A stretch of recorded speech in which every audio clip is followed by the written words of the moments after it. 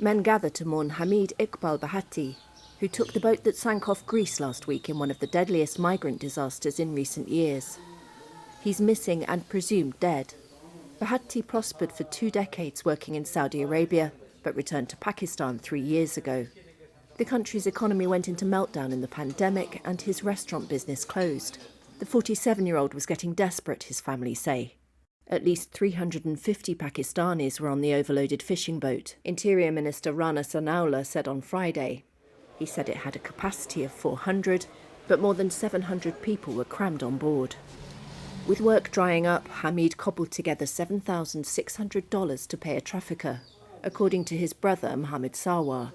He hoped to rebuild the life he once had in Europe. Who would leave their country if they were well off?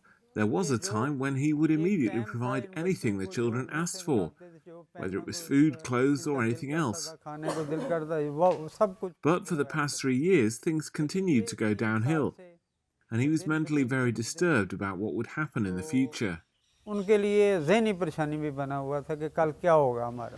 Pakistan is a top exporter of labour, and remittances have helped keep the country afloat.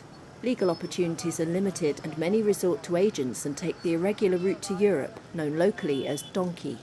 Ishtiaq Ahmed worked in Oman for 11 years. He returned home to the eastern city of Gujarat last year to start a car spare parts business, but he regrets coming back. I would advise the new generations never to go abroad in search of employment through the mule process. If you have to go, do it legally. If you go through the donkey route, there is a 90 to 95% chance of you dying on the way. So go through legal processes. Numerous other Pakistanis have died. Mediterranean crossings via Libya, mainly to Italy and Greece, nearly doubled between January and May compared to the same period last year. Mohammed Nadim was aboard a boat that sank off Libya in February, killing more than 70 people.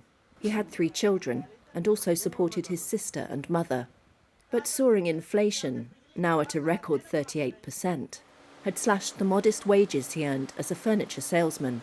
The family's situation had become precarious, says his mother, Kosar Bibi. He used to work, but it was never enough to feed all of us.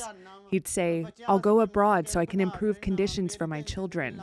My life has passed, but I want a better future for them.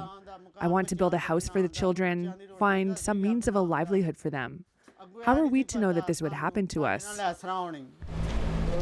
Just over 100 people survived last week's shipwreck, one of the deadliest shipping disasters in Europe in recent years.